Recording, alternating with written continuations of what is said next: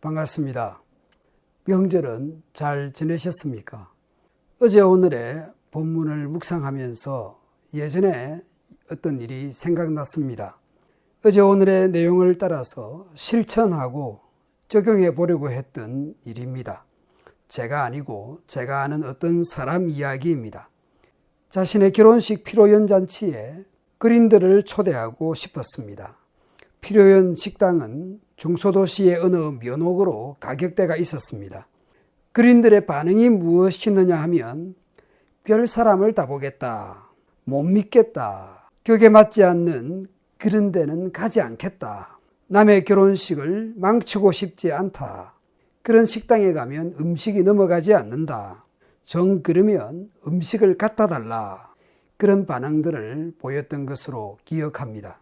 오늘 본문에서 예수님께서 한 비유를 말씀하시는데 비유가 등장하는 배경이 있습니다. 함께 먹는 사람 중에 하나가 이 말을 듣고 이르되 무릇 하나님의 나라에서 떡을 먹는 자는 복되도다. 함께 먹는 사람 중에 한 사람은 14장 1절을 참조하면 안식일에 예수께서 한 바리새인 지도자의 집에 떡 잡수시러 들어가시니 그 자리에 초대되었던 사람으로 생각해 보면 그 자리에 걸맞는 그런 위치의 사람이었을 것입니다. 그 사람이 했던 무릇 하나님의 나라에서 떡을 먹는 자는 복되도다 라는 말씀은 헬라어 순으로 보자면 복되도다, 무릇 하나님의 나라에서 떡을 먹는 자들은, 그런 배경에서 오늘 예수님께서 한 비유를 말씀합니다. 어떤 부자가 언제 잔치를 하려고 하니 미리 잔치에 사람들을 초대했습니다. 서로 약속을 한 셈이죠.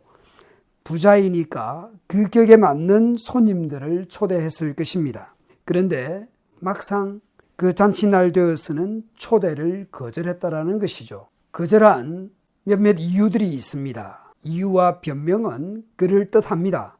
밭을 샀으니 나가봐야겠다. 소 5겨리를 사서 시험하러 가는 중이다. 방금 결혼을 해서 갈 수가 없다. 말도 안 되는 그런 거절이 아닙니다. 그러나 미리 약속한 그 잔치에 막상 당일이 되어서는 초대를 거부한 것이죠. 이 잔치에 초대한 주인은 화가 많이 났습니다. 그래서 미리 잔치날을 계획하고 약속을 잡은 셈인데 이런저런 핑계를 대서 이 중요한 잔치일에 거절을 한 것이죠. 이유가 중요한 것이 아니라 초청을 거부한 것이 중요합니다. 그래서 잔치의 주인은 어떻게 합니까?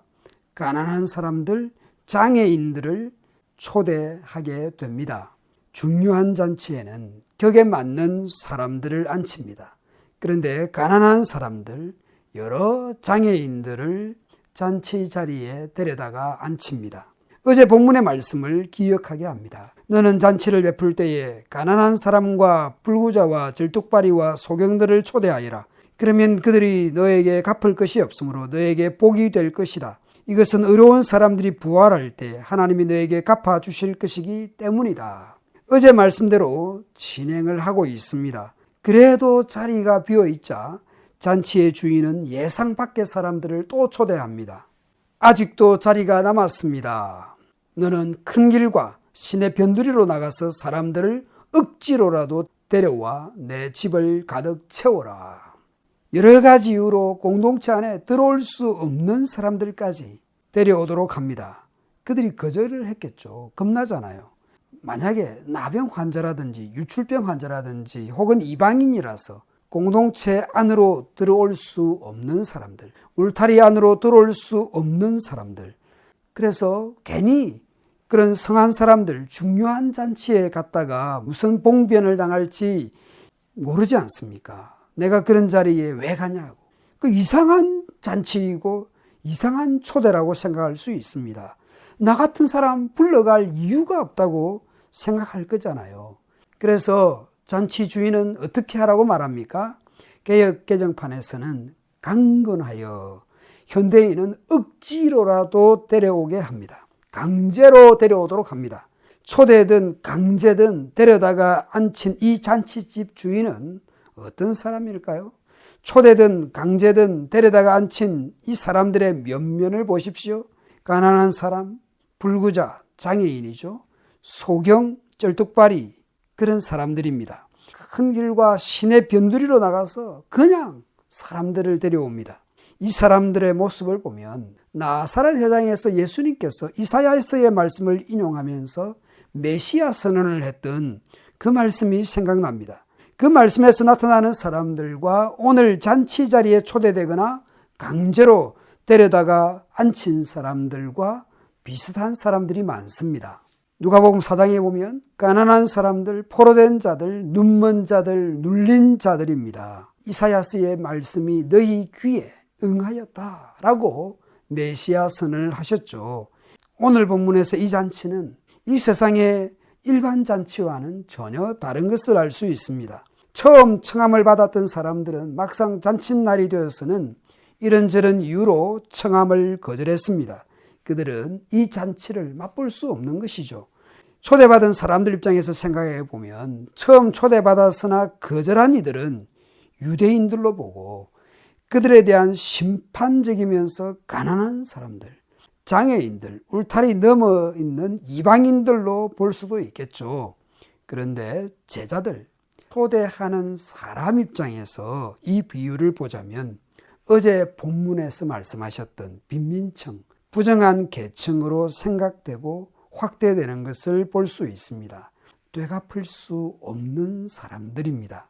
일반적으로 잔치와 대접을 통해서 나의 사회적 지위를 격상시키고 정치적 영향력을 확대하려는 경우들이 많습니다.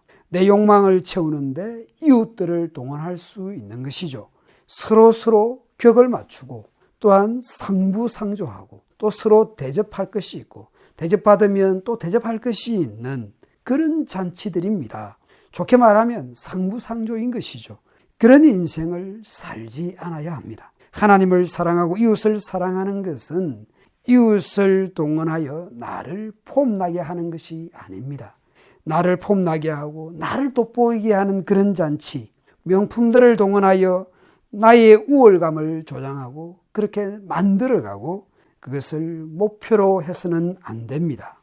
갚을 것이 없는 사람들, 되돌려 받을 수 없는 사람들을 초대하라고 말씀합니다. 폼나고 우러러 볼 만한 그런 잔치들, 그런 일들을 벌이는 방향으로 가서는 안 됩니다. 사람은 죄에 있어서 너무나 비상하기 때문에 이런 방식도 할 수 있어요. 그래서 내가 가난한 사람들을 도왔다고, 구제했다고 이렇게 자랑할 수도 있겠죠. 가난한 사람에게 돈 조금 주고 사진을 찍어서 거창하게 자랑할 수 있겠죠. 마치 투자하듯이 말이죠. 모두 자신을 폼나게 하고 자랑하게 하는데 이웃들을 동원하는 것입니다. 그것이 그 이웃이 부자일 수 있고 또는 가난한 사람일 수도 있습니다. 진정 이웃의 필요를 보고 이웃을 섬기고 그들을 도우며 살아가야 할 것입니다. 나를 위해서 이웃을 동원하는 것이 아닙니다. 나를 위한 이웃이 아니라 이웃을 위한 우리의 삶을 살아가도록 해야 할 것입니다.